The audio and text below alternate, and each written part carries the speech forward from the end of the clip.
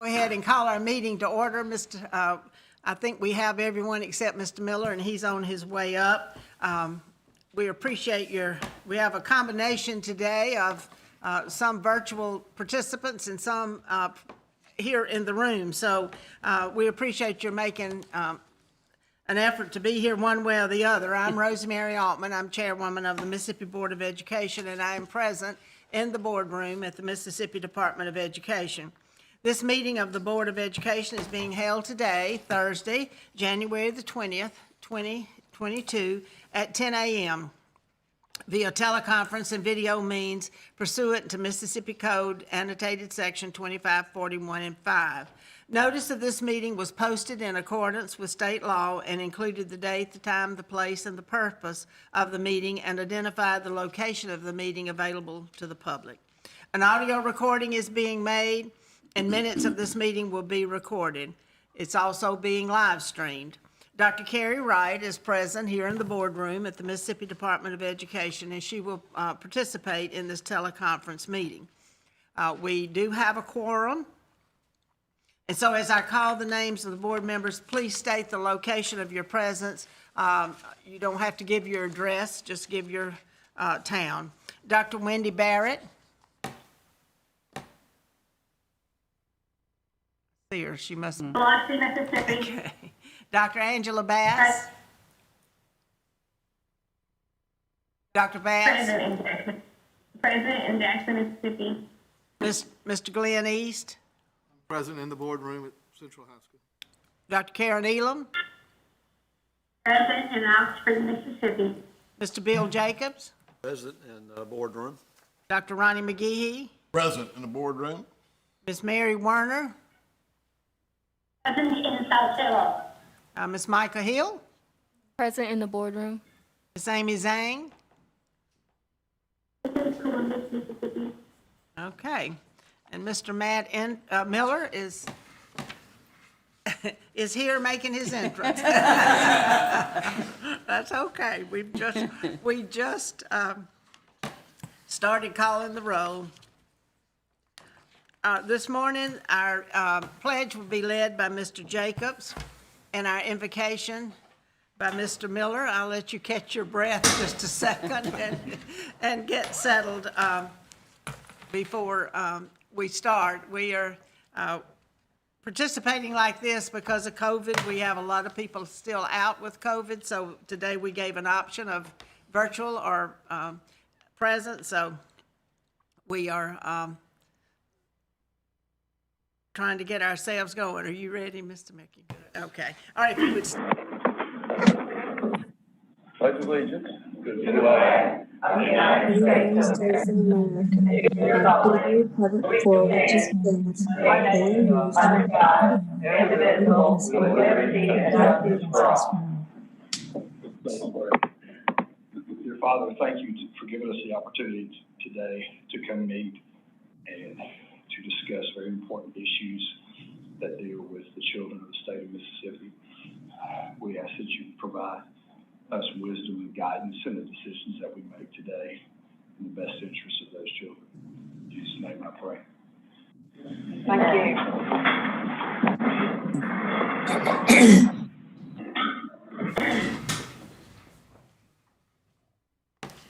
All right, you have received a copy of the minutes of the December 16th, 2021 board meeting. Do we have a motion to approve those minutes as they were presented? So moved. Okay, Mr. Jacobs and Dr. McGehee. Second. All in favor? Aye. Any opposed? Okay, I tell you, we're gonna raise hands today, so, because we're keeping up with who's in the room and who's on video. So if you wouldn't mind raising your hands when we vote, I appreciate it. That motion carries. Now we'll move into approving the agenda. Are there any additions or deletions to the agenda? If not, I'll entertain a motion to approve the agenda. What? Oh, okay. Are there any items on the consent agenda that members would like to pull out for discussion? Oh, did I? Hearing none, then we will vote on the agenda as presented. We have a motion to approve the agenda as presented. So moved. Okay. Mr. East and Mr. Miller. Mary Ward, second. Okay. All in favor of the agenda, raise your hand, please. Aye. Okay, thank you. Aye. Okay, now we'll move to our report of the state, from the state superintendent, Dr. Wright. All right, thank you. This was a pretty quick month for us. There's several presentations that I made. One was to the team from Alaska. So they reached out to us, the state chief reached out to us and asked if we could meet with his team virtually, which the literacy team was kind enough to put together a really well-rounded presentation about our work and what we have done. And so that was so well received. They now want us to come and speak to, at their dime, in Alaska, all the principals, superintendents, the central office staff, and legislators. So the team is busy trying to pull that together, and we'll probably be doing that in late April, I believe. I had a Senate education hearing last week, and Ms. Altman attended. Thank you, Ms. Altman. And Dr. Gavin and Pete were there, obviously. They had sent over a list of items that they wanted us to cover, and we covered that, and then it turned into a little bit of a Q&A at the end. And then that afternoon, I met with the Senate Appropriations Committee. I reviewed the board's legislative priorities with them, and then Dr. Gavin and I responded to questions that they posed following that presentation. I held my first superintendent's advisory of the 2022 school year. That's always one that is well attended, and lots of really good feedback from the superintendents as always. And the the State Early Childhood Committee is up and running under new leadership, and so they've divided into several subcommittees to get this work done, trying to do, I think, more of a coordinated effort across the state where early childhood is concerned. We do have an upcoming hearing on the social studies standards. We are in the process, as we speak, of revising some of those standards based on some feedback that we have received. But I think it's going to be really important to really explain the APA process. All the board voted on was to send the standards out for review and public input. That's step one. So once we had a number of requests come back in for a hearing, which we've never had before, but we did on this time, then we schedule a hearing. And then that hearing has been scheduled, and people can call in or sign up to speak. We get all of this input back. Following that hearing, the board will receive a summary of what was discussed and any recommendations that are going to be forthcoming. Mike Kent, who's a former superintendent in Montgomery County, listen to me, in Madison County, is going to be the presiding officer at that hearing. Once all of the input comes back in, and that includes input that we received not only just from this hearing, but input into the department, the team then takes a look at it at the board meeting in I don't know if it's going to be in February or March. March, that's what I thought, because APA extends beyond the time that we would be able to get you that and mail out. In February or March, you will get a sheet of paper that has all of the comments that have come in, and then the middle row says this is what MDE is going to do in response to the comment, and then the third column is and why do we make the decision that we made.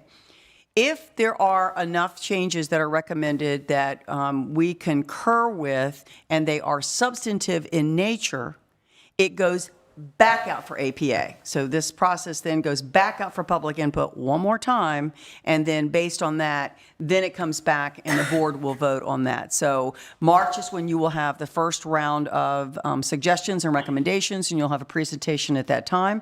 And then depending on the feedback that we get will depend on whether we ask you for a vote to approve or we ask for a vote to extend it back out to APA. So I thought that was important that not only you know, but that the community at large know the process about how this is handled. I do have one recognition, and Corey Jones, if you could stand up, I want to recognize Corey. Corey is in our communications department, and if you have, I believe at your table, if you don't, we'll make sure you get a copy. This is the annual report. And let me just say, when I first got here, the annual report looked like this. A whole bunch of pieces of paper stapled together, all right? Let me just put that out there. And when I said, I think we need something that looks a whole lot better than that, and I turned it over to the communications team, well, it's nothing short of amazing. And if you look through it, it looks like, which was what was intended, looks like you're opening up your little laptop. And Corey then is the one responsible for all the graphics. The communications team gathers all the information, but it is just amazing. And she is one of the most talented little creatures that we have that works here. And I don't know what we would do without her, but I wanted Corey to be recognized today for all of her hard work. So Corey, thank you so much. And Madam Chair, I'll turn it over to you. Okay, thank you. Dr. Wright and Sonia Amos and I have been working on plans, along with Robert Hull from National School Board Association, for our retreat in late February, looking at topics. Robert, of course, will do a lot of training, leadership training on roles of the board and things that are going on at the national level. And then we have a list of topics that perhaps we need to expand on that maybe you didn't get covered in your orientation or whatever. I sent out an email to all of you that the board retreat would be from 9 to 3. So I know some of you need to make travel plans, so we'll try to end it at 3 o'clock. I've already been reminded it's a Friday, so people are anxious to start the weekend. I did attend the Senate Ed hearing that Dr. Wright did. I tell you, if you had an opportunity to hear her in one of those, you would come away so proud. She can talk very fast. She covers lots of territory, but and then she fields questions, just, never knows what's going to be asked. Of course, she went through all that have been accomplished. One of the things that was highlighted that I think they were all very pleased with was the graduation rate. We are now exceeding the national average with our graduation rate. It's around 85%, 87%. And I think that's something we ought to be very proud. It's been one of our focuses on this board and in the department is to get those students across the stage and to have the credits they need, because we know that if a student graduates from high school even, their chances of success, just the trajectory is much better. And so that was one of the things that she highlighted. Of course, then, as the questions came, it eventually ended up being a question or two about CRT.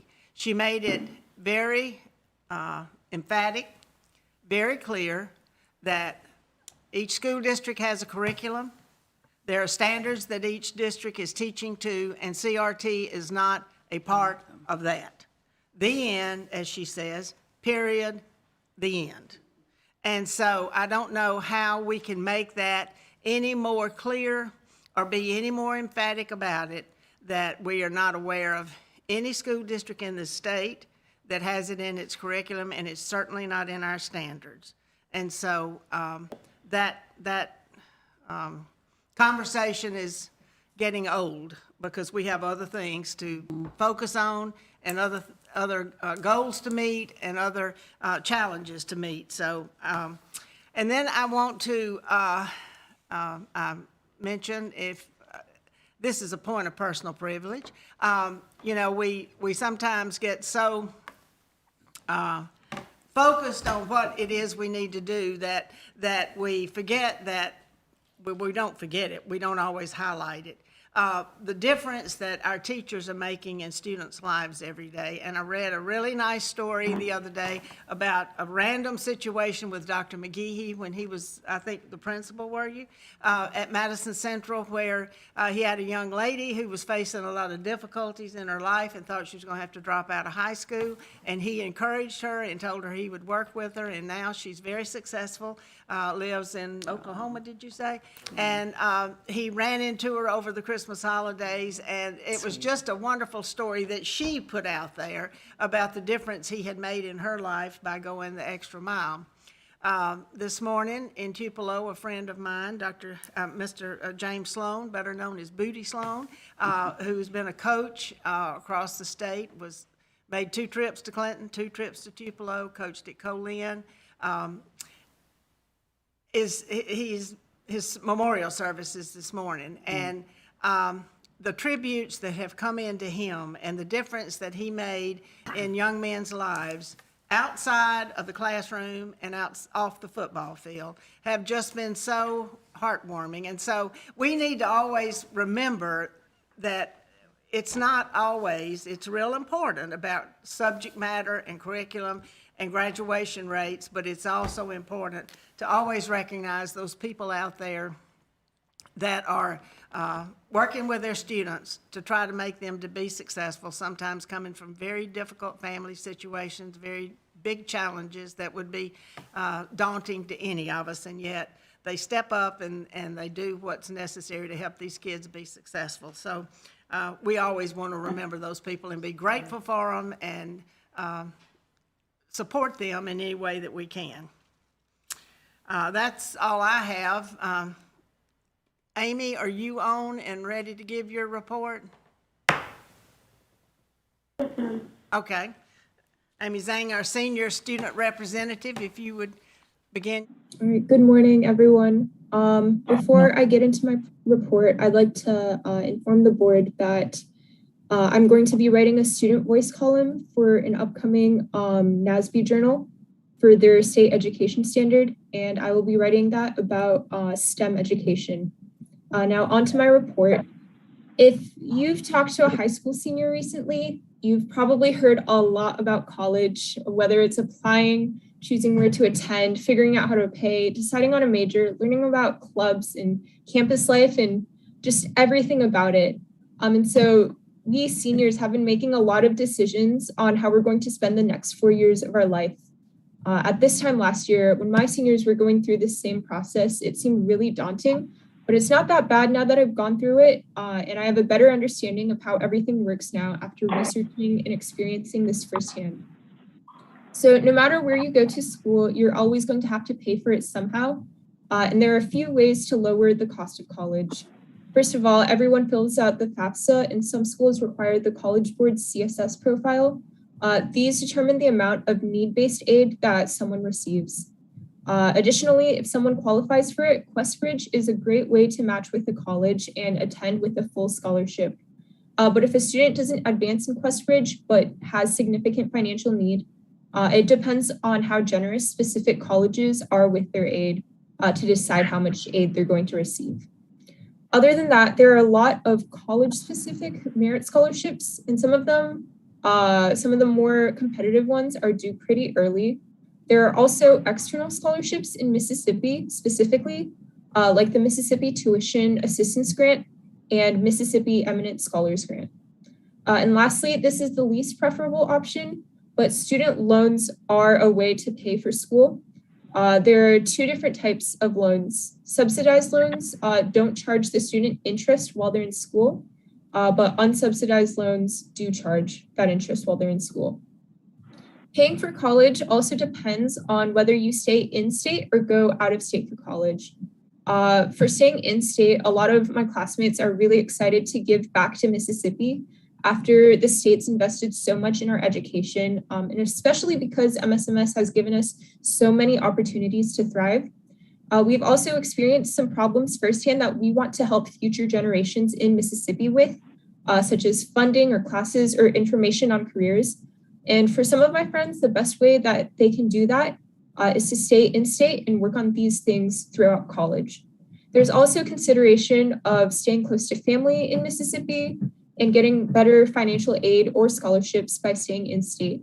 But on the other hand, some students are looking for majors, programs, specific professors or research programs, or just an experience that's only available at an out-of-state college. And for some people, they would like the independence of going out of state. So either way, there is a lot to consider when deciding where to go to college. So in conclusion, for those who want it, college is a great way to continue your education. Even though a lot of us may not know exactly where we're going yet, it's an accomplishment to have finished most of the college application process. And it's very exciting to anticipate what the next 4 years are going to be like. Thank you. Okay, good. Thank you. It's a good report. Michael, you ready to give your report? Yes, ma'am. Good morning, everyone. Before I get started with my presentation, I just wanted to inform the board that I participated in a scholarship program called Distinguished Young Woman, formerly known as Junior Miss. And it's where juniors in high school, specifically girls, get to have scholarship money. And I'm proud to say that I'm the 2023 Distinguished Young Woman of Jones County. Well, very good So- for you. Thank you. Very good. Yes, I'm very proud of the opportunity, and now I get the opportunity to go to state in June, so a little nervous, but very excited about the opportunity. Now, the moment you guys have been waiting for, last month I said that I would bring a special treat talking about the middle college program, and I'm not going to take up any more time, so I'm ready. I hope you guys enjoy.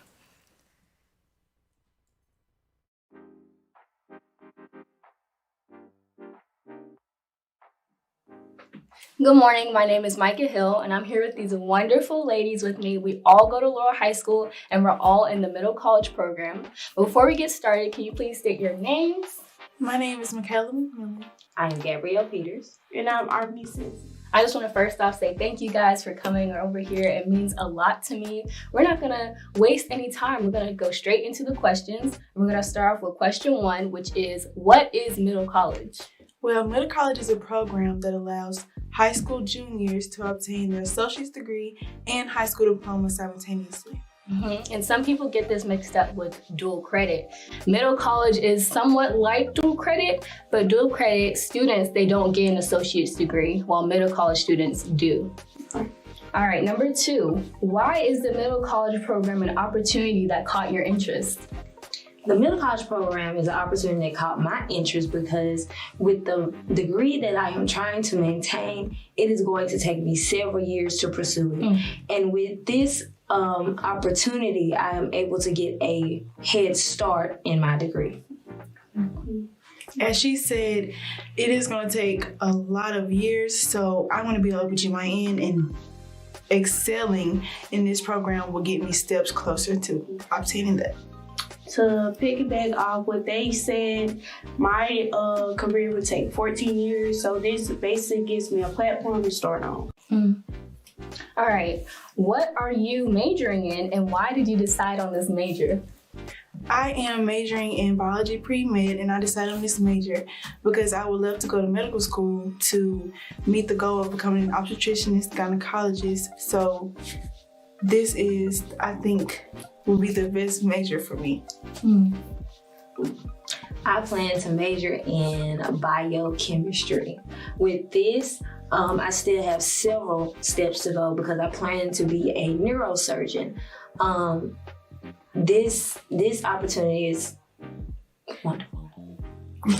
I actually plan on majoring in pre-med or nursing. Right now, I'm kind of in a split decision because there's 2 courses I can take to become an anesthesiologist. So I'm kind of split, but most likely nursing or pre-med for me. And I'm doing computer science.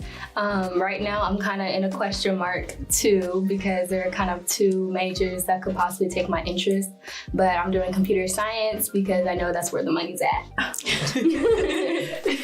All right, last one. What would you like to tell future students that are interested in this program? This is serious. Like, it's nothing to play with. Like real GPA serious. Right. Like And real ACT. fail serious. ACT score, most important. Take your ACT. Y'all tell them what score they need to get if they want to be 19. In math, 19 in math. 19 composite No, score. 19 composite Ooh, it's score. composite? Yeah. Is it an 18 in math or 17? You gotta have a 19. 19. Also, I would tell those that if you do not like school, Don't do it. it takes time, it takes effort, it takes commitment, and you just have to stand firm in what you believe in. And most importantly, let no one tell you that you can't do something, because you could do anything that you put your mind to. Yeah. Most important. I can say this program will change you.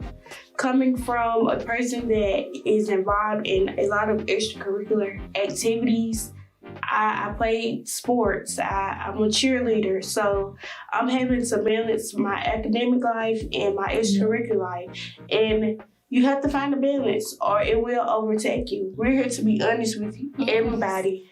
It has been stressful, but you know, I'm a strong person, so I've been able to take it. But you just, like they say, you have to stand firm. You have to know that this is what I want. Right. You got to always think about like the end goal. You don't get to always have college for free, but we get college for free. For free. Okay. So sometimes those extracurriculars are worth dropping.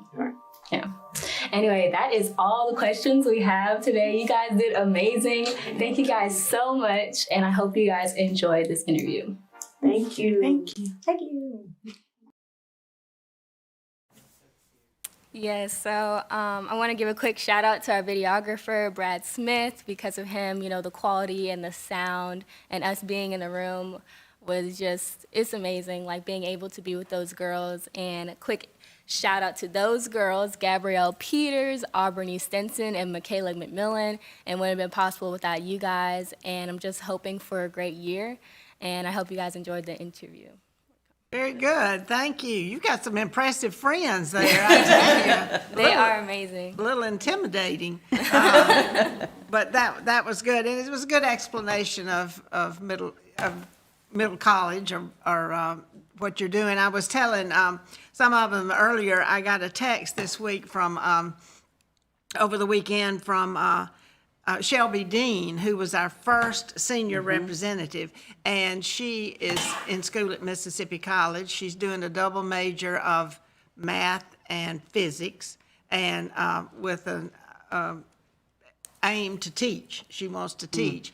And but she is now a junior based on her hours that she got through AP. She didn't do what you're doing, but her AP courses. So this is just her second year there, but she's been able to move up class-wise and also time-wise by what she did in high school. So it's a wonderful opportunity, and it's exciting. I know it's a lot of work. Oh yeah, we're starting on our new semester, and this is like where we're actually locking in onto our majors and our classes for that. So we're splitting up.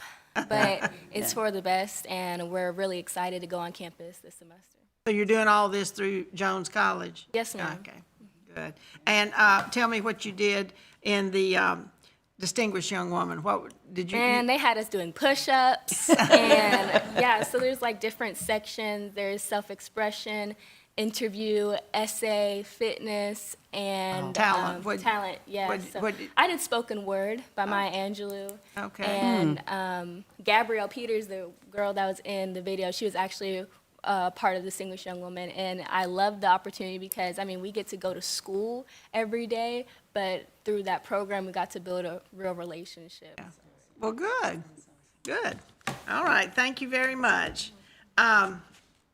Subcommittees, Mr. East, did you all meet this morning? Yes, ma'am. We met yesterday afternoon. Had a great report from the Mississippi School of Arts down in Brookhaven. Their strategic plan that they're working on, some great things going there. Also today, we'll be discussing math instructional coaches, which we brought up yesterday and got a good thorough overview of how that's going to work, parallel to how the ELA or the reading are working now. So good meeting, great stuff going on in that department with that staff. So. All right, thank you. And that was the only committee meeting I think we had? Okay. All right, we'll move into our action items and our information items on the agenda. The first item is progress on the board's strategic plan. All right, This very is good. information only. Yes, indeed. So at your seats, you have a packet. You should have a packet. And on the left-hand side of the packet is the PowerPoint that's going to be used. So if you want to follow along with that. And on the right-hand side of the packet, you will see what's called an addendum. These are all of the key actions that have been taken in just 1 year. And I think this is important to remind those of you that are brand new. I bring an update to the board every year for the prior year. So what I'm going to be presenting to you today were actions and work done by the department during the 2021 school year. And the long page that you see are data points that we collect, and you can see then this over a period of time.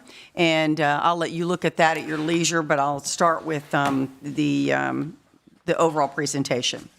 And feel free if you've got questions. There's a lot here, but I also think it's important that you understand the depth of the work. I think you're going to find the PowerPoint to be very helpful to you in terms of information, particularly if you're out and about.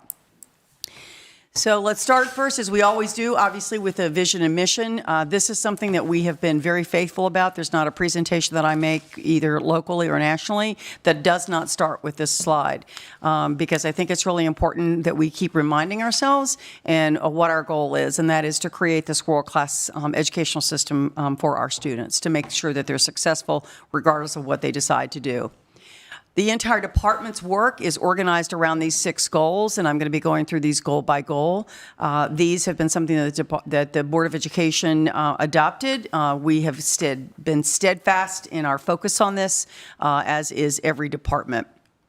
So let's start first with where we were. I think it's always important to go back to where we were, because it's important to know where we are. When I got here in November of 13, we were literally rated as an F on quality counts. That is an article that comes out, actually it's a huge paper that comes out annually, and it evaluates every state in the nation and gives them a grade on different concepts within that. We were an F. We were literally 50th in the nation in our ranking on quality counts for our achievement level. Graduation rate was at 75.5. NAEP would come out, and our 4th graders were more than a full grade level behind.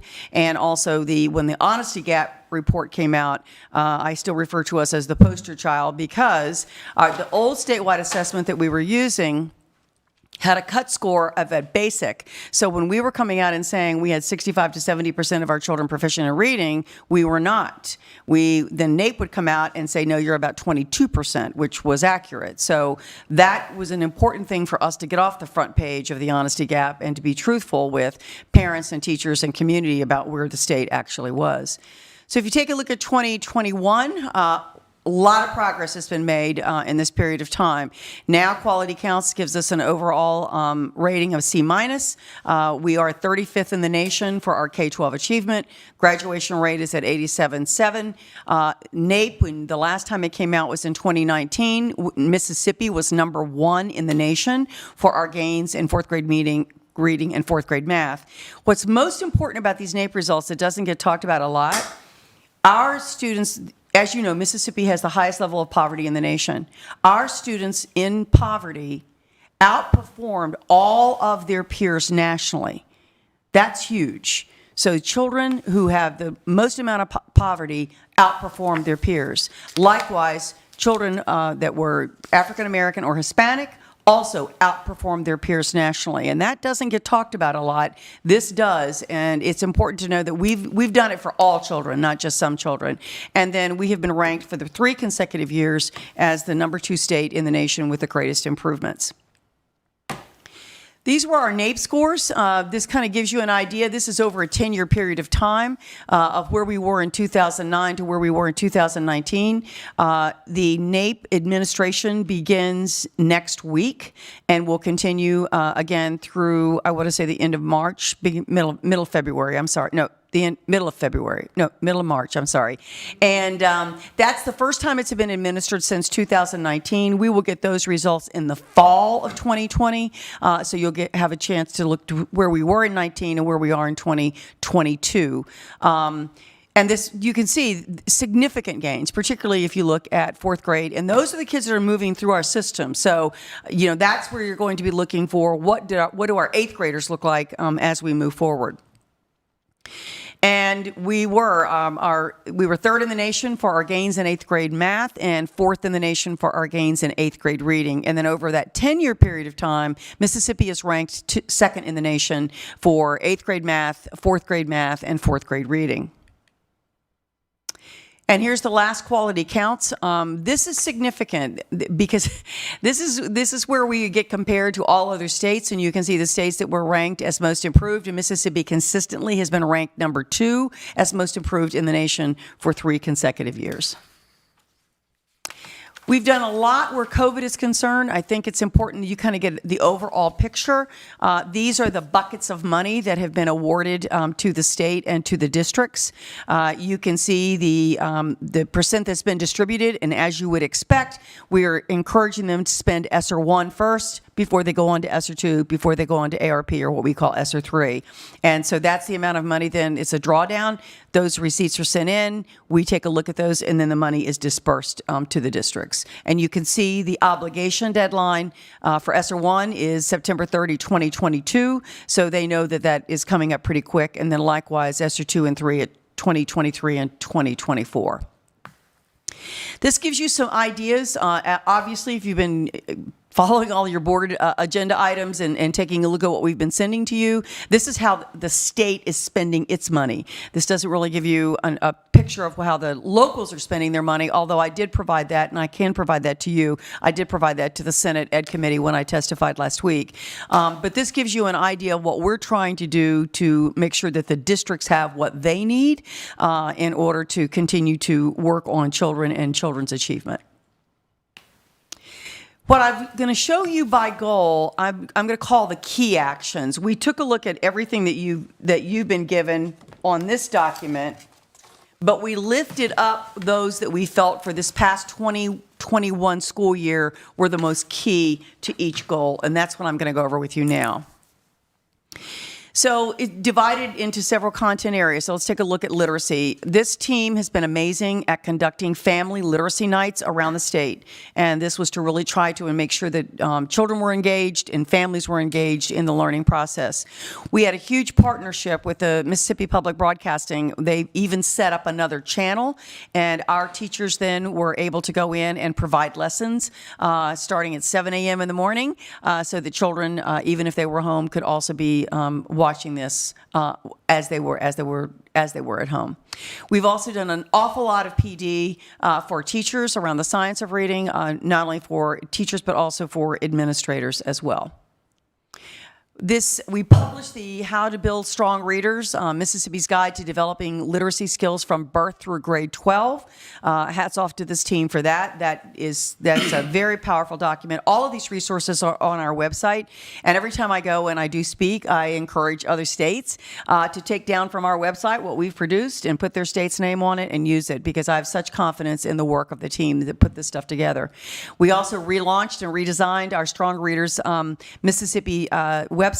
That is for families. They can go on, children birth through age grade 5, and find other activities that they may want to be using with their children at home. We've done an awful lot to support our educators. We have developed a curated list of high-quality materials in those content areas that you see listed. We wanted to make sure our teachers during this pandemic had a place to go, that they had confidence in the materials that they were pulling down from a website. So this high-quality materials website are standards aligned, and so they knew that they could go right there and get what they needed. We've adopted the English language proficiency standards and also the alternate standards. Those are for children who are, English is not their first language, and if it's an alternate, it's also for children whose English is not their first language, who are also have significant cognitive disabilities. So those are assessments that are required by the federal government, and it's on us to develop the standards, and then we're working with vendors, obviously, then to develop the assessments that go along with that. We've also put together not only academic intervention lists, but also behavioral intervention lists. We were hearing from teachers and families that some of the children were struggling with behavior, so that is on our website, and also the 4-hour required training that came through with the law around dyslexia, that has been provided as well. Special education has done an awful lot around PD where inclusion is concerned. We have really taken a strong stance that the children with disabilities learn best when they're in a general education setting. And so we've been working with our teachers, both general ed and special ed, to make sure that happens.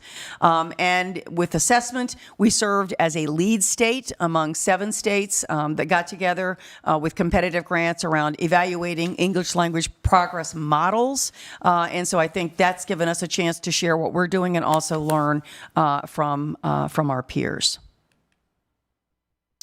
This is, we also have outcomes for each of these goals. This is the first outcome, which is to increase the percentage of students who pass the 3rd grade reading assessment. If you will, for those of you that were around, you remember in 2016, we asked the legislature to raise that bar because when the law was first passed, all kids had to do was to score above a level 1, and we have a 5-level system, 5 being advanced. And so we asked them to raise the bar, and they did. So now children, in order to pass, must pass at a level 3, 4, or 5. 4 is proficient, so we're not quite there, but we're definitely moving in the direction. And our teachers, this is very indicative that our teachers are doing exactly what we want them to be doing, which is making sure that our little ones are learning and are achieving proficiency by the end of grade 3. We put the 2021 pass rate up there. This also, I was asked this at the Senate Ed hearing. So Pete, we may want to get that back over to Senator Boyd, I think, asked that question. Our pass rate was only given one time, and that was when the assessment was given. So our pass rate for 2021 was at 65.4. So you can see that's a drop. But remember, they weren't required to pass the test in order to be promoted, nor were they given 2 additional opportunities to pass that test. So this is a first-time only pass rate, but I thought it would kind of put this in perspective of where we are right now. These are our assessment results. These were shared with you earlier in the year, and you can see what a gut punch COVID was to Mississippi, because every single year, all of our data points were continuing to rise, and then COVID hit, and obviously we took a hit just like everybody else took a hit. This just gives you an overview. I'm not going to spend time on this slide, but I think it's important if you take a look at it to see what the change was from 18-19 to 2021, because we did not administer tests in 20. So this is the first time you will have had 2 years to compare. The one thing, we went back to 16 because we wanted to talk about growth. And so one of the things that we were taking a look at is from 16 to 19, what did growth look like? And we did increase in both ELA, mathematics, and female students had the greatest increase in math growth. So that's something we will continue to look at. There was no growth data for 2021 because we did not administer tests in 20. So in order to get growth, you have to have 1 year's worth of data with which to compare. We will have in 2022 growth data that would be compared to 2021. And the Accountability Task Force is working on that as we speak. Goal 2 talks about all children graduating from high school, college, and career ready. One of the things that we have done is we are expanding our career academies across the state. That is the work of Dr. Amy Brown, and she has been on that and out and about with Wendy Clemens, talking to focus groups around the state to find out what interests are, what businesses are needed, and using all of that then to feed back into what we're offering. We're also expanding opportunities for students to acquire post-secondary credentials that are recognized by both business and industry. And also, I think, working with our districts in implementing the diploma endorsements. We have a CTE endorsement on our diploma as well. Computer science, you know this, the legislature last year passed a piece of legislation that now requires us to have computer science in all schools by 23-24. And so we developed a strategic plan in order to get that done, both at elementary, middle, and high. We also are looking at our ACT work keys assessment. That was built into the accountability model last year. And as you know from a recent presentation about our revision to our Perkins plan to include work-based learning opportunities for our students. We've also done an awful lot to promote dual credit, dual enrollment. That continues to be something that students are very interested in, whether it's a middle college or not. And so that's something that we have still tried to make more of a greater access for more children where that is concerned. We've also distributed supports for parents and guardians of English learners in both not only just English, but Arabic, Spanish, Chinese, and Vietnamese, because we want to make sure that those are families that are understanding what's then expected of children at school. And also the Orton-Gillingham dyslexia-based instruction we've given to all K-12 teachers. That's a very powerfully research-based piece of instruction that a lot of our districts are asking for teacher training. We've also done a lot around developing strong dropout prevention plans. I think you've noticed that in our dropout rate. Our dropout rate is now the lowest it's been, and we're doing a lot more to keep students in school and keep them engaged, and so focusing on the children that are most at risk for attempting to drop out. The story that we just heard about Dr. McGehee and reaching out to a student, that's the kind of personal information and personal relationship building that needs to be taking place in schools to keep children involved. We have released a lot of resources, particularly where it relates to students with disabilities. There is now a resource guide for parents and teachers that lists every single disability, describes the disability, and then describes what teachers and parents can be doing at home and in school for children that have that particular disability. There's our graduation rate, as we talked earlier. And then our dropout rate, which is, as I said, it's the lowest it's been since 2004, actually before that, because I think it was even 2013, I want to say it was hovering close to 16%. Hats off to our teachers and leaders, because that's to their credit. We keep a look on ACT. You notice a difference between just those 11th graders that were administered the test, as well as those that were all of our graduating class. This is kind of indicative that if you take it more than once, you're going to improve your score. And so we keep both of those things public so that you can realize if it's just the 11th grade or what's happening with that particular graduating class. Once again, you can see how we've improved not only the participation, but the pass rate of dual credit, dual enrollment classes. This gives you an idea of increasing the number of children that are participating and passing all of our advanced placement or IB or Cambridge assessments. This is a really powerful slide, and I pause for a minute here because it's really important to note, if you go back to 2013, that's the number of children that were participating and passing in AP exams. And we took on a huge AP initiative over the years, and look what's happened. You've more than double the number of kids that are taking AP and passing AP. Our pass rate was the highest it's ever been at 37.4. And as Micah just said, and we've talked about earlier, anybody that takes and passes an AP exam automatically earns 3 college credits. So you hear about Shelby. Shelby was an AP student, so she pretty much got a whole year under her belt by the time she even got to college. So it's saving parents money, and it's also giving children an opportunity to learn some very rigorous programming. These are our completers. These are children that go through our 4-course sequence of CTE, and you can see that those numbers have continued to increase as well. Goal 3, first time Mississippi's ever had a goal in early childhood. So when the board put this in its strategic plan, making sure that we had children that had access to high quality early childhood programming. We are only one of 6 states in the nation that is recognized by the National Institute of Early Education Research as meeting all of their quality indicators. So this is a huge piece for us, and this is one thing that we've tried to say to the legislature. We have a waiting list typically for these early learning collaboratives. These collaboratives are doing an amazing job of getting our kids ready for kindergarten, but this is national recognition that Mississippi has received for the past several years. We also hold summer training for our early childhood teachers. We've done a lot where it's to talk about developing a curriculum for these early learning collaboratives. As you know, we now have standards that are from birth through grade 12. And so that's a continuum that all teachers can rely on. We've had a lot of coaching. The Kellogg Foundation was gracious enough to give us a grant to hire coaches, but when that grant ran out, the legislature stepped in, and the legislature is now funding our coaches and our family engagement specialists.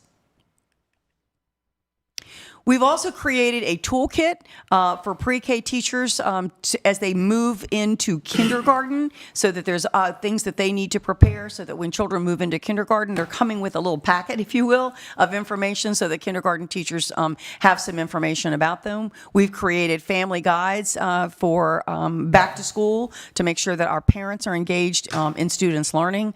We've provided all kinds of resources and also released a family engagement calendar that really talks about how we can strengthen communication between the classroom and what's going on at home. We have also, this last one we launched, that last bullet, it was an institute really to develop leadership skills of those that are going to be leading early childhood programs, like our principals and our teachers. And so we have been making sure that they are trained as well in what high quality early childhood programming should look like.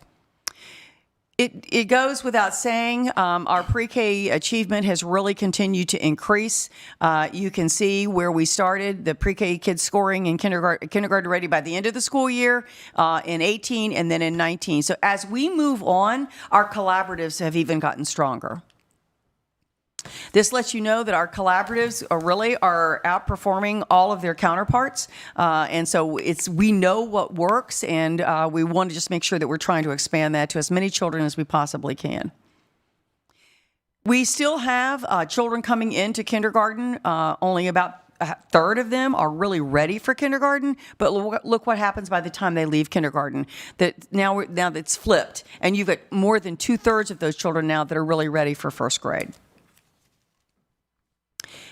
This gives you an idea of, we are trying to encourage young children with disabilities to be educated in their typically developing environments. God bless you. It's not a surprise that figure dropped off. We had a lot of parents, as you know, during the pandemic that withheld their children from pre-K and withheld their children from kindergarten. And so that drop, I think, is really a symptom of the pandemic.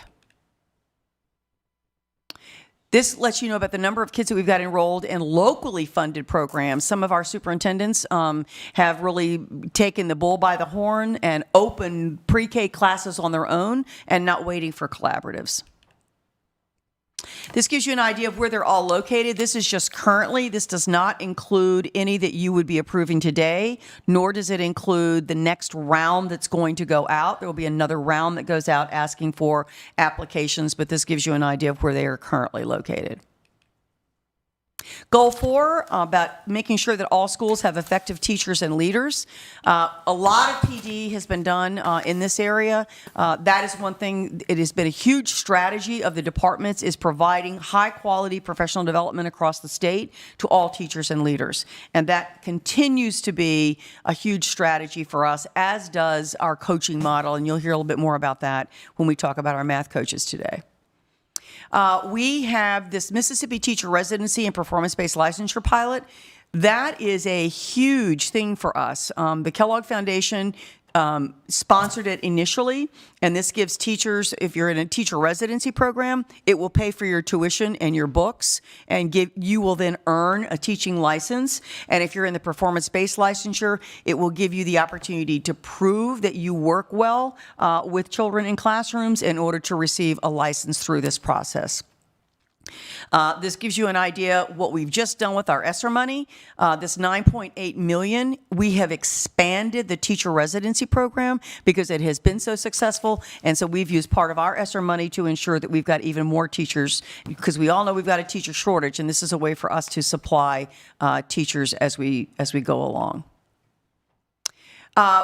Special ed has really taken on a big way what we call these deep dives, and they're like best practices, and so they've been holding these professional development issues monthly with them to prepare administrators on how they can work with special ed teachers on high leverage practices. There are some practices that are that get you further, if you will, with children than others. And so our special ed department has been leading that work. Lots of work that's been going on around literacy preparation with our educator prep programs. That work continues. Debbie Burson is leading that work following the governor's task force. So you're going to be hearing a lot more of that as the year goes on. These are data points. These are the outcomes that go with Goal 4. This gives you an opportunity to see where we have increased or decreased as the case may be. And so some of those points are a little concerning still, because if you look at outcome 4 and outcome 5, we really have not decreased that, and that's bothersome, because those are the areas, whether it's high poverty, high minority, where you really need to make sure that we've got the kind of teachers there that have experience, not inexperience, and that are certified versus non-certified. So that's an area we'll continue to work on. Goal 5 is about using data and making sure that we're using data to drive student outcomes. As you all know, we have now contracted with a vendor to modernize MSIS 2.0, so you're going to be hearing more about that as it comes. We have been working with our districts to make sure that the maintenance and repair of those 390,000 devices that we put out are taken care of through the act that was passed, and also continuing to provide training to our district technology staff. The data governance program we started in the department, and we really want to make sure that we have our arms wrapped around our data and who owns the data, so that as we're asked for data, we can make sure that it's accurate and that it is is also up to date. We've also conducted our 3rd annual security audit. And so that's something that OTSS took on. Everybody in the department was required to take a course, if you will, and pass that course, so that everybody could be up to date on what some of the vulnerabilities that we are facing as we do each and every day. These were the outcomes that we achieved in 2021, so we put check marks by those because those are kind of well done. But these are the 3 new outcomes that we're looking at. And so as we move through this school year, you will hear more about this next January when we will update you at that time. And last, certainly but not least, is Goal 6. This is every school and district being rated C or higher. Coaching has continued to be a huge strategy for us, and I think it's because we own it. We've not passed this off to the districts. We've owned it. We've hired them. We train them. They come in once a month for training, and these are some of the best and brightest. So our coaching model is something that I feel very, very strongly about, and our school improvement coaches are right in that. So we've got coaches in ELA. Once you approve today's contract, we will have them in mathematics, school improvement, and special education and early childhood. So we've got a lot of coaches out working with teachers on a day-to-day basis. This gives you an idea from 18 to 19, because we did not change grades, as you well know, in 20 and 21. But this will let you see within that period of time, 74% of our DNF districts improved their grade and accountability score, and 32% of all of our districts improved their grades from 18 to 19. And here are the data for schools. So lots of improvement out there taking place, and I know lots of superintendents and teachers and principals are out trying to make up the lost ground, if you will, with the students that we have and are serving each and every day. This gives you the latest grade, which was back in 18-19, of our districts of transformation and the Achievement School District. This, you're able to see more clearly the progress that was made. In 16, we had 62% of our districts that were rated C or higher, and in 19, we had 70%. And in school grades, we went from 62 to 74%. So lots of hard work taking place in our schools. This also gives you, this was one of our outcomes, was to decrease the number of high schools rated D or F. And you can see that in 17-18 and then 18-19. And then our Mississippi Connects, as you well know, devices are out there, learning management systems up and running. We're still working on connectivity. That is going to continue to be an issue for this state as it is for the nation. We simply don't have enough kids connected to broadband and families connected to broadband. Lots of PD taking place. And in February, we will be bringing forth a contract to expand telehealth and teletherapy across the state. Our digital learning coaches. So our coaches, we took the model and we said, look, we've got all these devices out there. We need to make sure our teachers know how to use these devices instructionally. So we hired digital learning coaches, so we can add that to the coaching model. And these are the districts that they're currently supporting around our state. I'm not going to spend a lot of time on these. These are resources that are on our website. We really listen to teachers and principals and superintendents and students to say, what is it that you feel that we need and how can we help our families? So you will see a lot of these documents, whether it's the family guide that I was mentioning around special education, or they've also put together a specially designed instructional guide for teachers to use. These were the contracts that you just approved in December. So now all of our districts have access to this high-quality digital content in English language arts, and these are the companies that we have signed contracts with. And in mathematics, science, and in social studies. So now all of our districts have this for free for them to use with their students, both in class and when they go home. This was our high-quality instructional materials website. We put this up when the pandemic started. This is the curated site that I was talking about earlier, and we now have those subjects available, and teachers now know readily to go to that site to be guaranteed of pulling down a resource that they may need to use in their classroom that's also aligned to our standards. This was our website. I encourage you to take a look at it. There's a lot of good information there, and you'll also find all of our professional development on our website as well. I'm not going to spend a lot of time. You guys know that I'm out and about a lot. I serve on the leadership roles that you see there, and it provides me the opportunity to really learn a lot about what's happening nationally and to share our story nationally as well. I've provided you on your in your backup a little bit to let you know about what we're doing with what I'm doing with the legislature, other state leadership activities that I'm involved in. Obviously, Dr. Dobbs and Dr. Byers and I have been at the hip since March of 2020, making sure that we have the most current information out to our superintendents and schools where COVID is concerned. Lots of news releases, editorials, and also interviews that I've had over just this past year. This kind of gives you an idea of the breadth of it.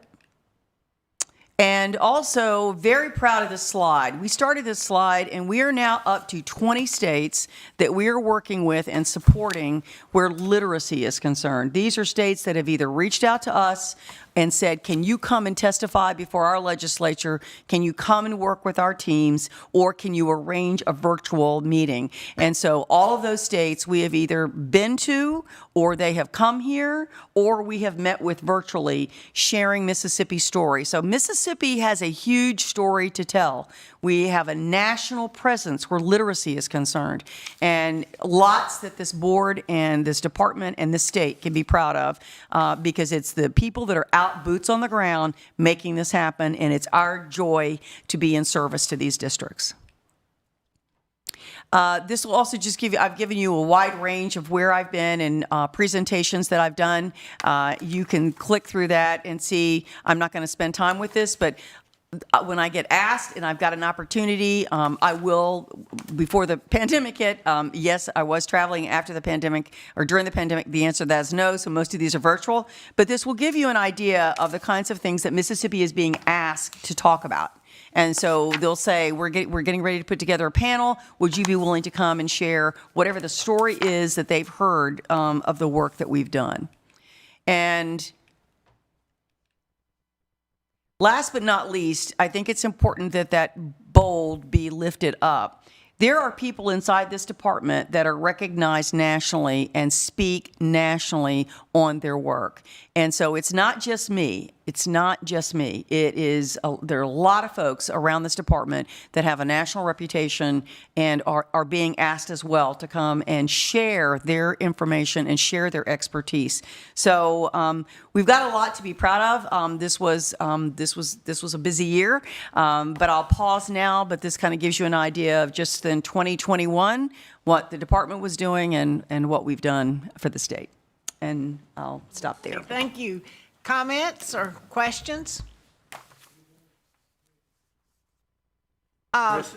You know, if that doesn't make you proud, then you need to pinch yourself, because there's just so much that's going on, and the success that has been done is due to, as she says, to the hard work of the people in this department, but also the people out in the districts who have bought in and are really making it happen. We have come a long way. We know we have a long way to go, but it is exciting to see the things that are going on. And ever since I've been on the board, we've been talking about MSIS. And so we are believing in you, John Kramer. That's and exactly thinking, right. thinking that there's going to come a day that we could say, we're getting good data in and good data out. And so it's exciting, though, to see what's going on. And thank you for your work, and thank you to all of you who do this every day.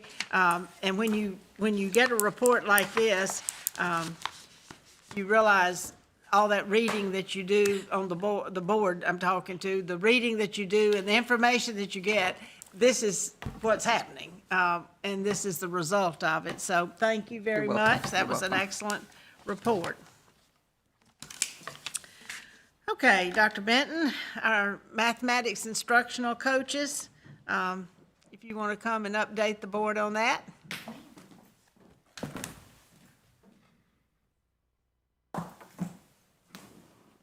Morning. Good morning. Well, let me wait just a moment. And we'll switch our technology.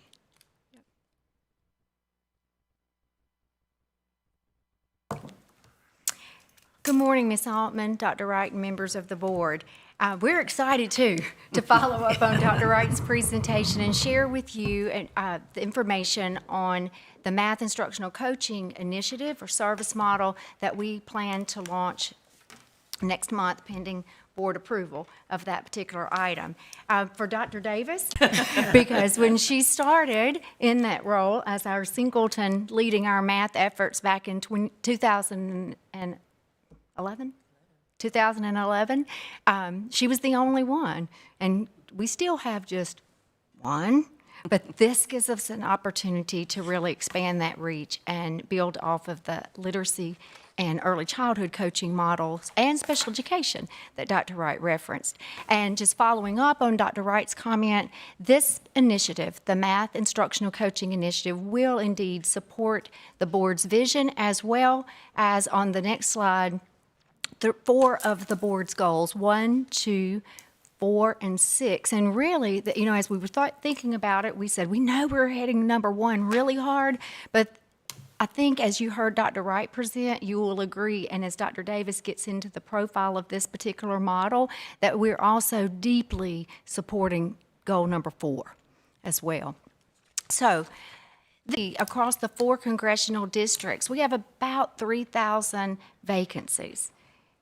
And many of those teacher vacancies are in the area of mathematics. So as we share our model and what we're looking at doing this second term, I want you to kind of think about it's going to look a little bit different, at least in this second semester, as we move.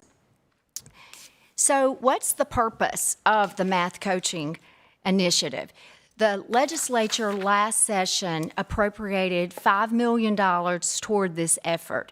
When you look at the item that Dr. Gavin will be presenting following this informational piece, you'll see that we will not expend all of that in this year. However, it has been a request moving into this current session that funding be continued. So the purpose of it, though, is, as you see here in these 5 bullets, to support and expand our reach within the agency to best support those closest to the work, closest to the students, which are our local districts.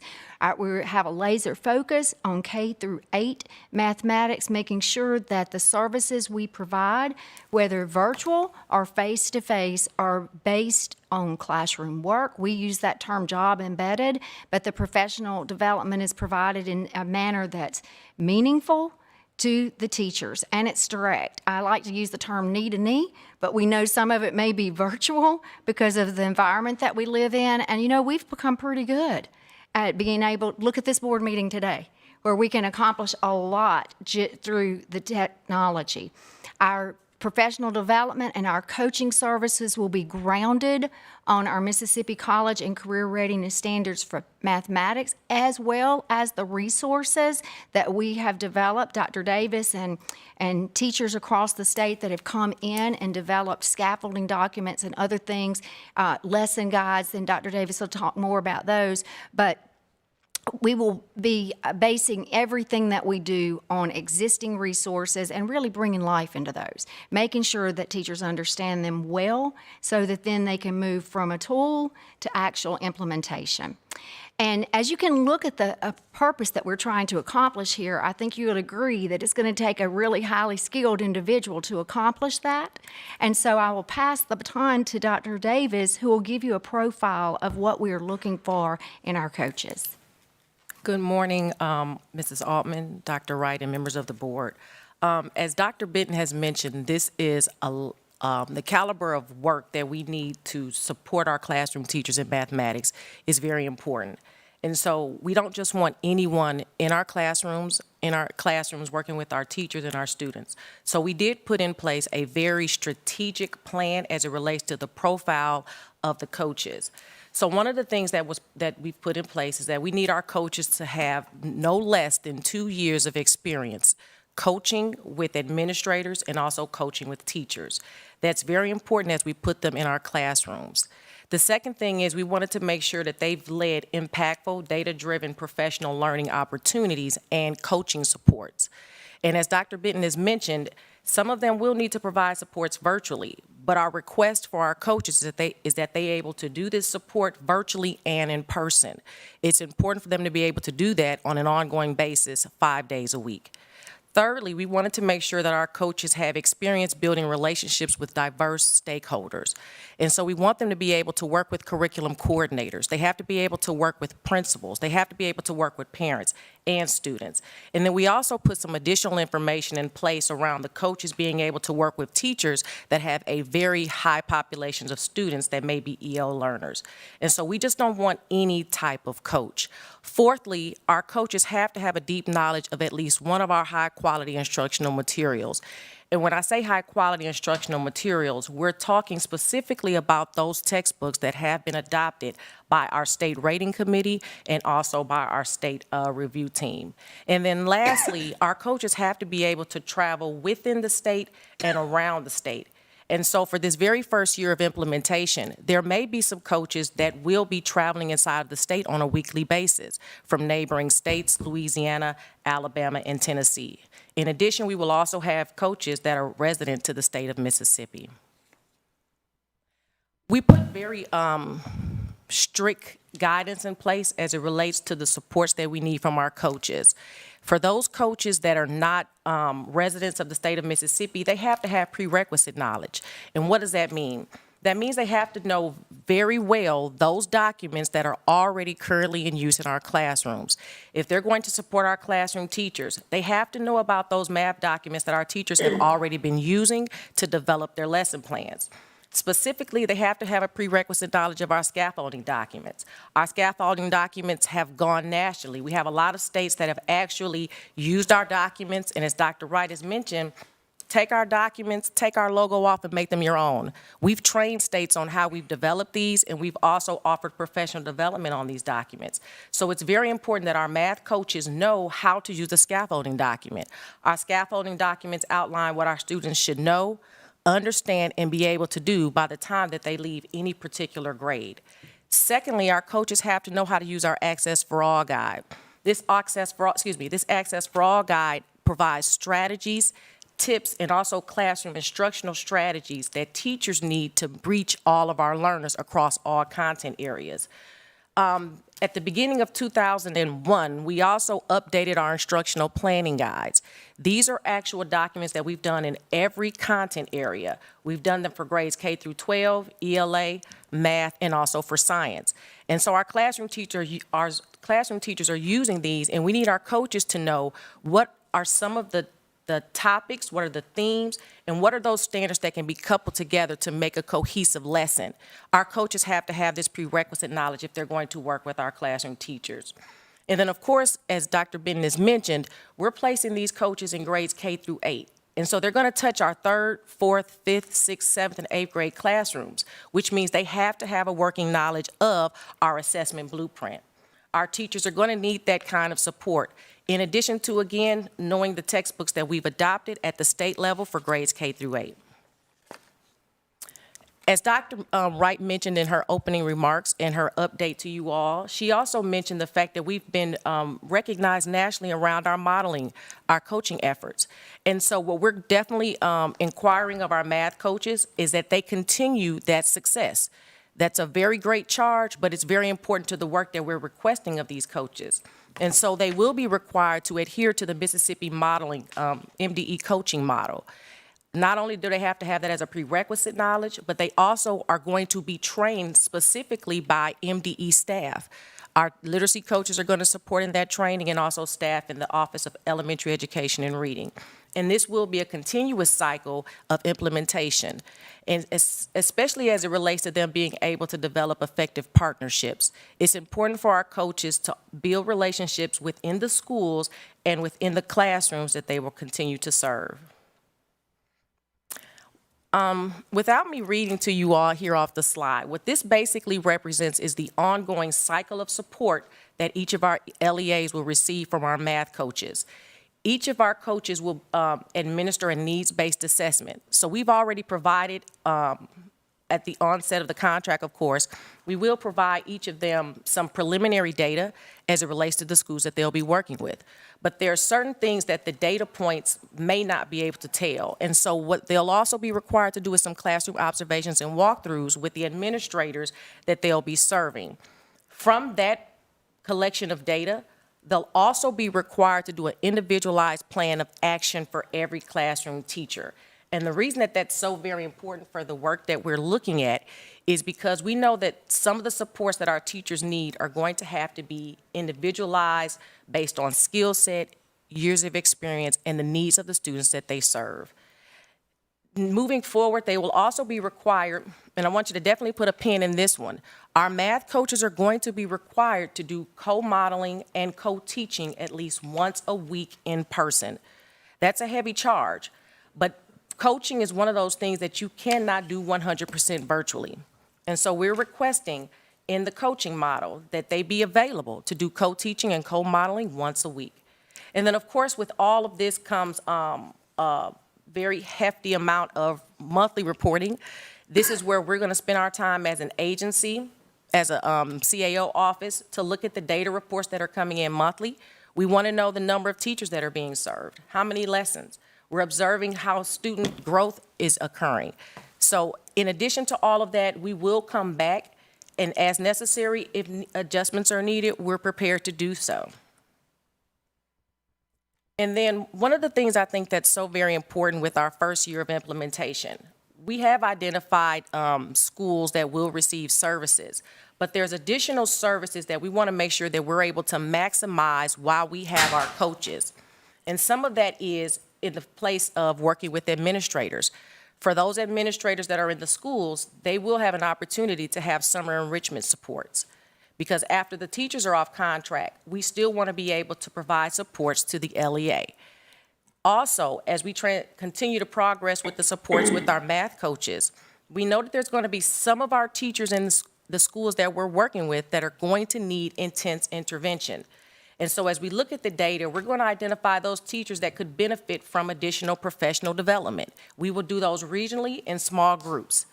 And then there's also some of our teachers, while they may not have the privy of having a math coach, we have also begun to line up professional development opportunities that our coaches can participate in. And when I say participate, I also mean that they're going to facilitate trainings where if you're in a school and you have a teacher that's in need of additional math support, they're able to come to one of these coaching sessions. And then lastly, one of the things Dr. Benton led with was for the last 11 years or so, we've had one person that has led the math work. At one particular point in time, that was me for a very long time. We still have one person right now who's in that current role, leading the math work. And so it was very important for me, important for Dr. Benton and Dr. Wright, and I definitely hope for you all as well, that our math coaches serve as a support team to the MDE. And so as we continue to put out resources that have a math lens, we need our math coaches to be involved in that work as well. We need them to provide content expertise, review, and feedback as needed.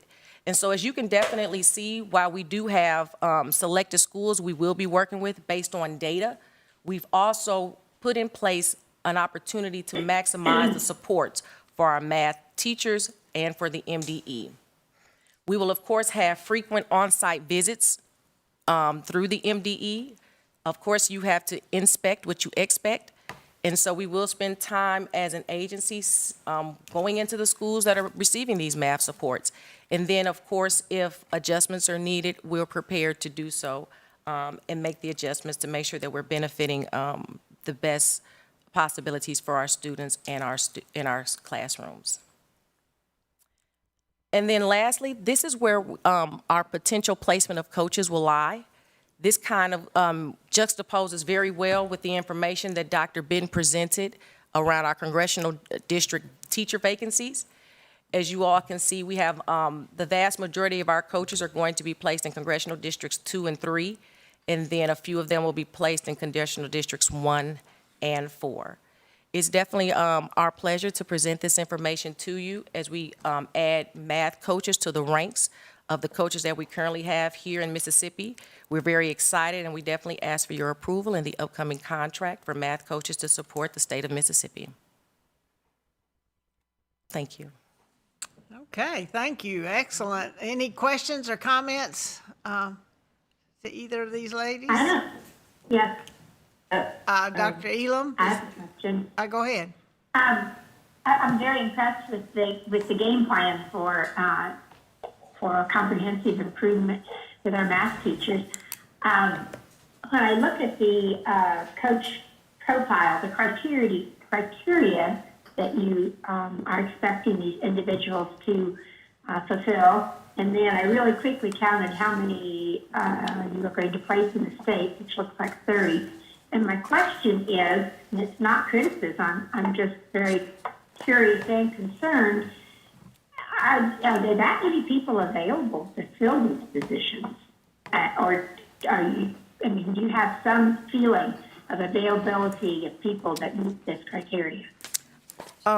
Yes, ma'am. I can absolutely speak to that. And so the vendor that you will be voting on in the next upcoming item actually has they had well over 50 applications. Applications are still coming in, but of those applications, 40 of them have met the minimum criteria, which were the profile points that you saw in the PowerPoint. And they are very much so aware and available to meet these needs. And so to give you a really great, I can give you some data points. Approximately 75% of them have national or district-wide experience.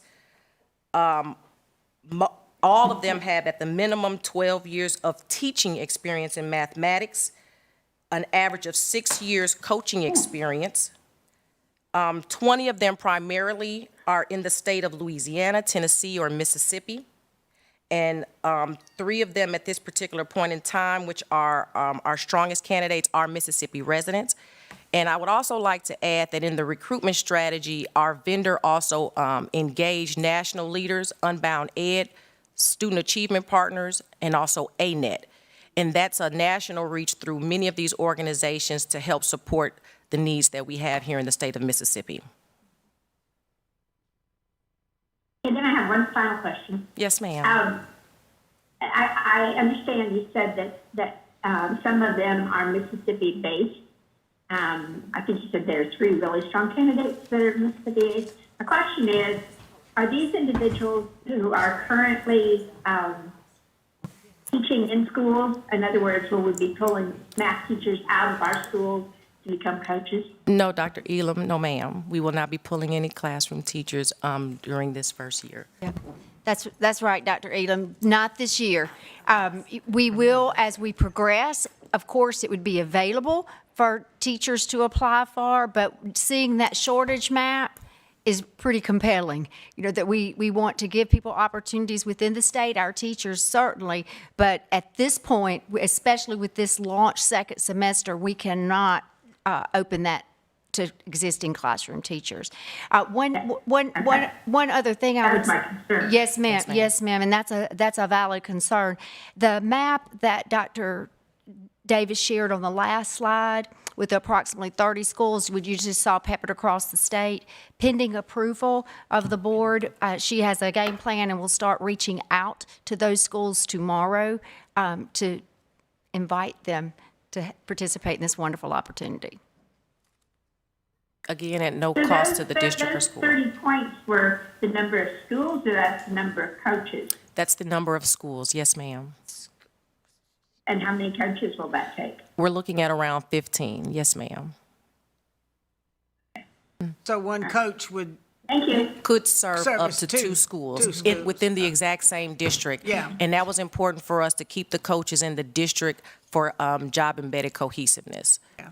And some of that will be dictated as we get out and we see what the needs are. Absolutely. And the number of teachers, because it'll be a flexible piece. Okay. Good. Thank you. Thank you so much for your very questions. much. Okay. Thank you. Exciting. Dr. Benton, if you want to stay at the, well, never mind. You have a contract on here, but we'll let you ask. close to.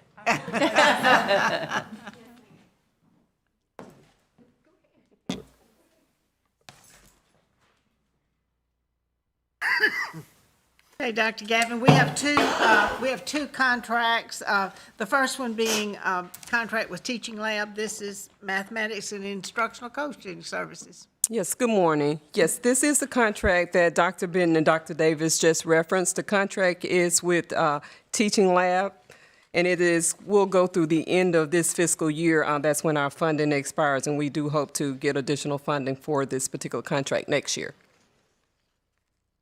Okay. And then the second contract. And then item 3B is our contract with Mythics to provide Oracle licensing support. And it is a one-year contract. Any questions on these before we move forward? Do we have a motion to approve items 3A and 3B under Office of Chief of Operations? So moved, Karen Elam. Dr. Bass, do I see you making the second?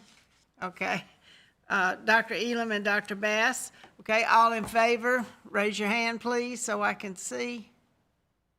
Okay, all right, thank you. Motion carries. Item 4 is grants. Yes. You go through the grants. Okay. We have two grants coming. I'm sorry. Before we go, I had to step out of the room for Okay, Oh, that's okay, for B. 4B Okay. before we take up 4B. So I think we'll take up the first one and then I'll all right. leave. We'll do them separately. Okay, that's fine. All right, Dr. Gavin, if you'll. Okay. Dr. Grant, if you'll explain the grant. Dr. Gavin. Yes, ma'am, we'll do. Item 4A, it is a grant for MCOPS, the Mississippi Community Oriented Policing Services, and this is the second and final round of the MCOPS grant for this current school year. So we're requesting approval of this particular grant, and we have 31 resource officers that we're funding with this grant. Go ahead to item B and explain it, and then we'll vote separately on them. Well, she's got to step out. Oh, okay, all right. We can vote. We'll just go ahead and vote then. This is for 4A, this is for the MCOPS grant. Do we have a motion? Dr. McGehee, do we have a second? Mr. Miller? All in favor? Raise your hand, please. Aye. Okay, motion carries unanimously. All right, now, Dr. Bass, we're going to move to 4B if you want to step out. Right.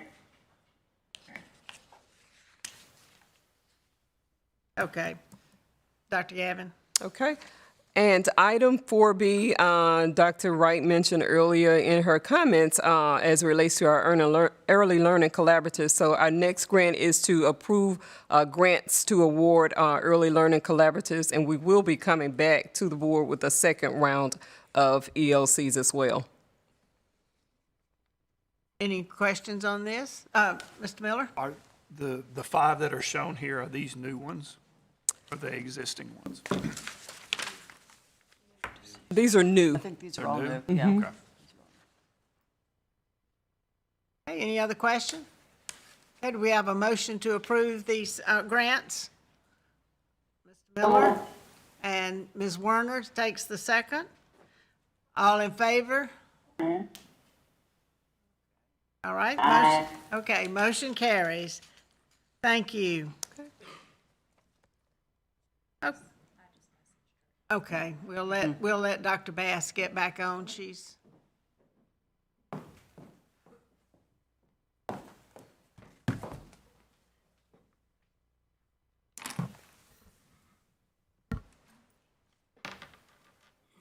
There she is. Okay, item 5 is the temporary rule to begin the APA process. This is for school-wide and district-wide virtual learning. Dr. Vanderford? Thank you. I do not think our virtual learning policies need any type of introduction to the board since we have been working on these since June of 2021 with final approval granted in July. And if you recall, we came back to the board in August and asked the board to reinstate temporarily under Rule 9.3 the option for districts to operate a hybrid schedule. The initial policies eliminated that option, so districts only had the option to have a program that allowed a student or students to be 100% virtual, or under policy 9.3, they allowed the district the opportunity for a school or for a district to implement school-wide and district-wide virtual learning to mitigate COVID. So at this time, with our numbers the way they are, I mean, COVID's this gift that just keeps giving.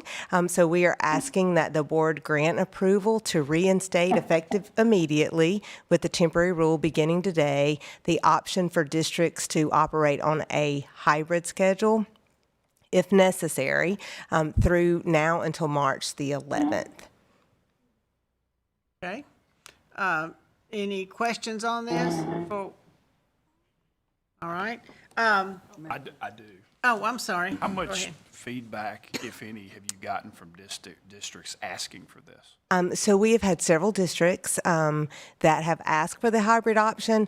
We've had a number of them that have called to discuss, but their numbers have been so high with their faculty that the hybrid option has not actually been an option. They've had to go virtual.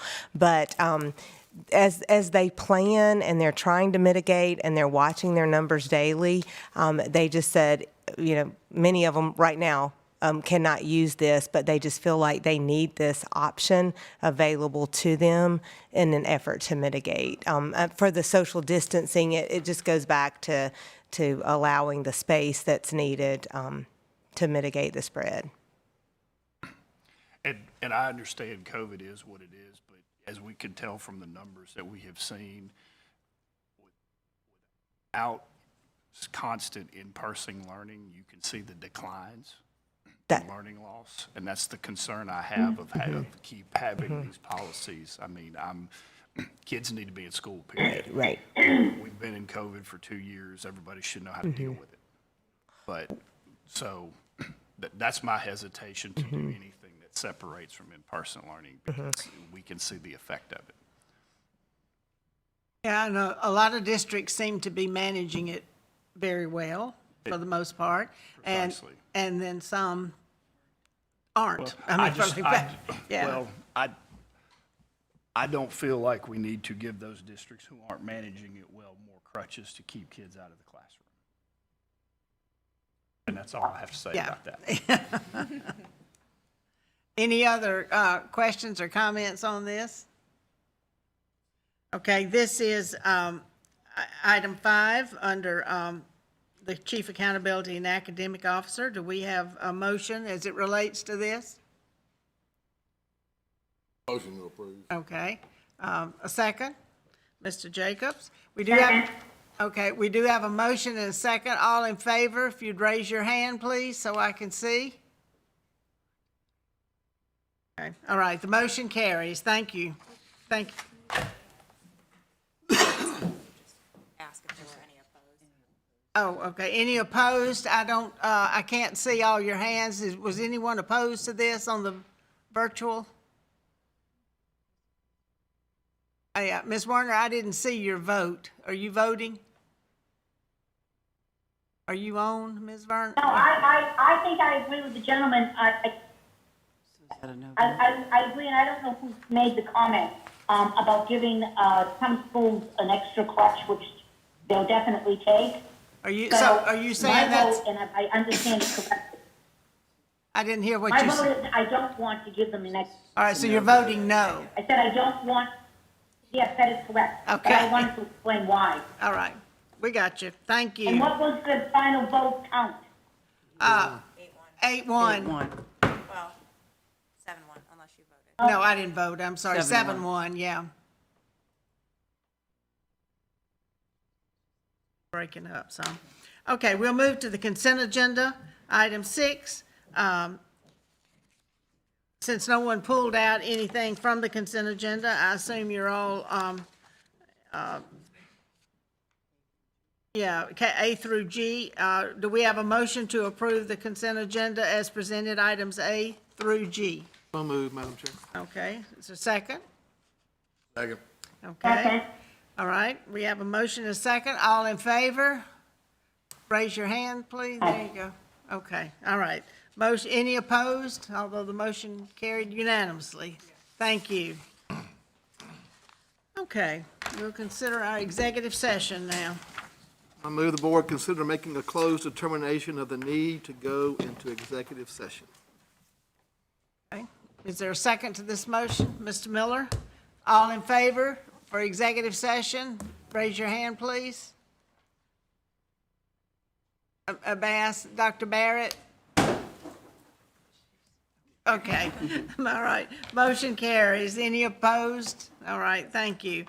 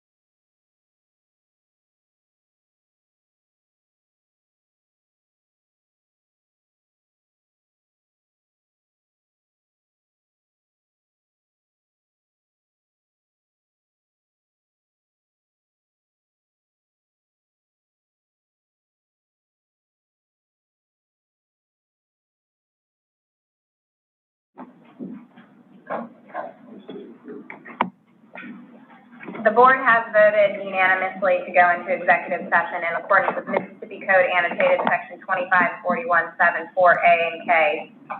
Discuss discrete personnel matters related to the approval of appointments to certain positions within the Department of Education.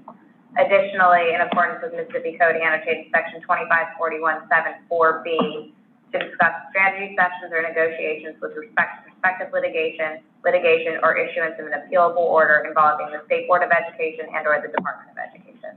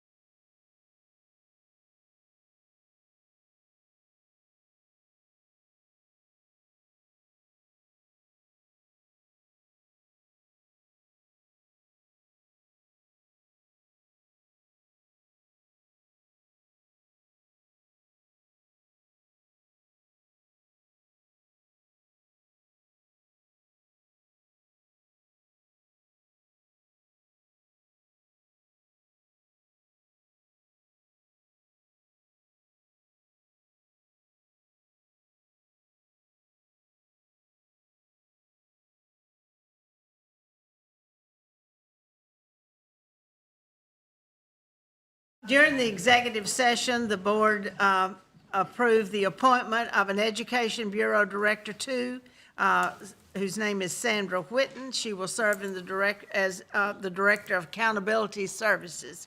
And then, Ms. Werner, do you have something, would you like to clarify now what you were saying?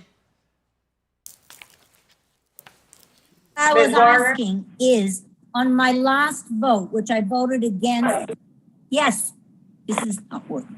I said on my last vote, when I voted against the proposition, I'm just trying to clarify what it was exactly.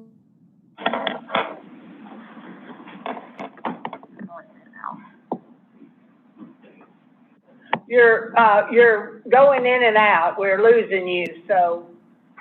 I understand that. I don't know if you can hear me. But yeah, we got you. And I think it's very important to know exactly. Okay, my votes are very important, at least to me, and I saw to the board as well. But I do not mind having hybrid until March. I think I misunderstood when I voted against the project. I've been going over in my mind exactly what it was. So if it's hybrid that we were voting on, then until March, then I will vote for that. Yes, it's until March the 11th is what I think. But I will vote for that. I would like my vote amended to a yes, I approve of that. Okay. Well, do we have to hold another motion? Let's take a motion. Okay, we're going to take another vote on that. So I'll entertain a motion as it related to the hybrid schedule. Hybrid schedule until March the 11th. So do we have a motion to approve? We're voting to approve that schedule until, like I said, March the 11th. So do we have a motion to that end? Wendy's got her hand up.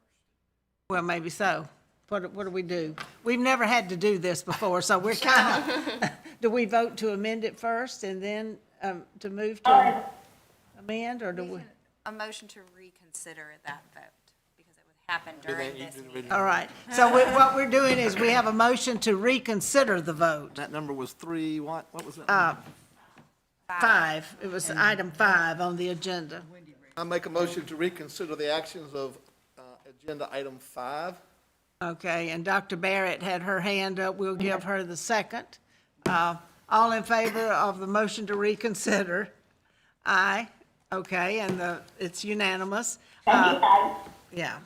So now we will vote on item 5, which is the hybrid schedule until March the 11th. Okay, all in favor, please raise your hand. Oh, we've got to have a motion. Good gracious, this is too. Mary's got, what do you? Sorry, guys. Hear what she's saying. Mr. Jacobs has the motion, and you'll second it. All right, now, we're voting on the motion to approve the hybrid schedule till March the 11th. Put your hands up high so I can see them. There we go. Okay, it's unanimous. All right. Thank you, Ms. Werner. All right, I think we've covered it up. All right. You're gonna have to go to the penalty box.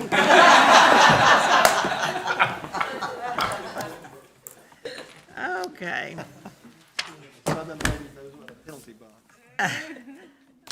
Okay, did anyone attend any meetings you'd like to report on? Mr. Miller? Yes, ma'am. This past month, I attended our monthly ADP meeting. It's an Area of Development Partnership in the Hattiesburg, Forest Lamar County area.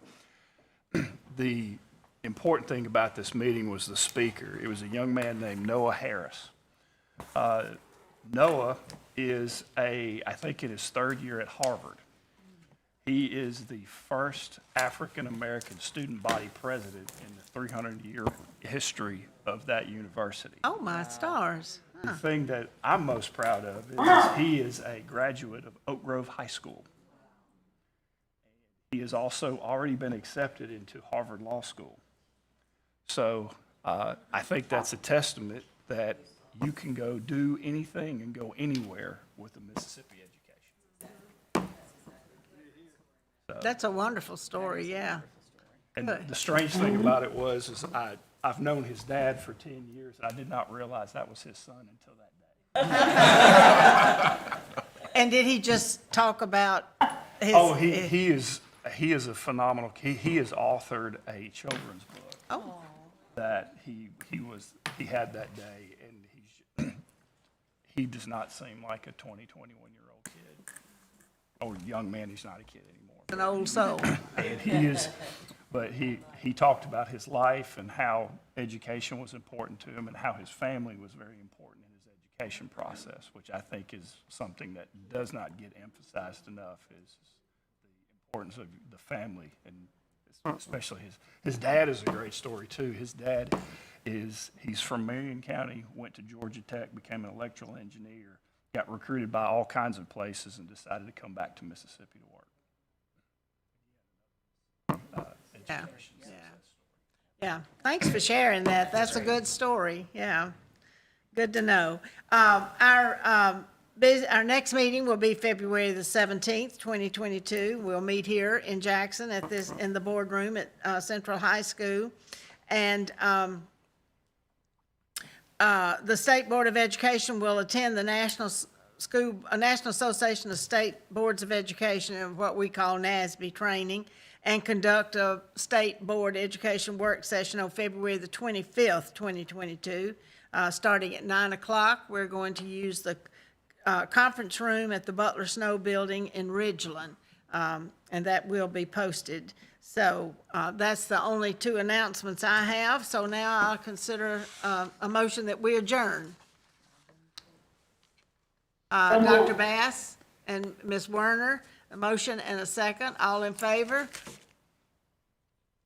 Any opposed? Okay, unanimous. Thank you very much. And lunch is